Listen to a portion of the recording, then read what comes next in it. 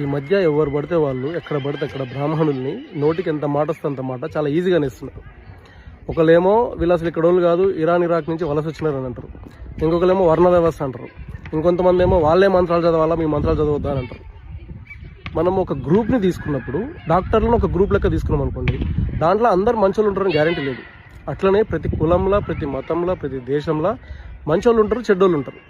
కానీ బ్రాహ్మణులు ఒక సమూహంగా, ఒక గ్రూప్గా మన సనాతన ధర్మానికి, మన భారతదేశానికి చేసిన మేలుకి మనందరం వాళ్ళకి జీవితాంతం రుణపడి ఉండాలి. ప్రపంచ చరిత్రలో కొన్ని దేశాల సంస్కృతులు, సంప్రదాయాలు అడ్రస్ లేకుండా పోయినాయి. కానీ మన దేశంలో మాత్రం మనం 1000 ఏళ్ళు పరాయి పాలనలో ఉన్నా సరే ఇంకా వేదాలు, పురాణాలు, ఉపనిషత్తులు ఇవన్నీ ఉన్నాయనంటే దానికి కారణం బ్రాహ్మణులు. కొన్ని వేల సంవత్సరాలు వంశపారంపర్యంగా శాఖలుగా విడిపోయి వాటిని కాపాడుకుంటూ వచ్చినారు.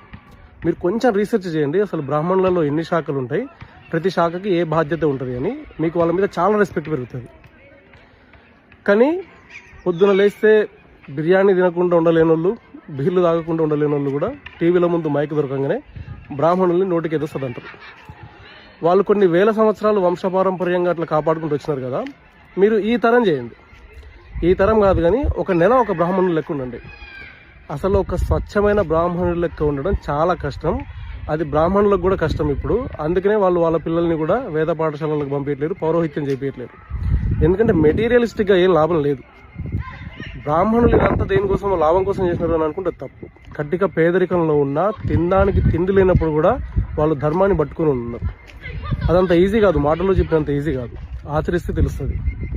అంతేకాదు బ్రాహ్మణుల మీద జరిగే నెగిటివ్ క్యాంపెయినింగ్ అంతా ఒక ప్రాపగండా.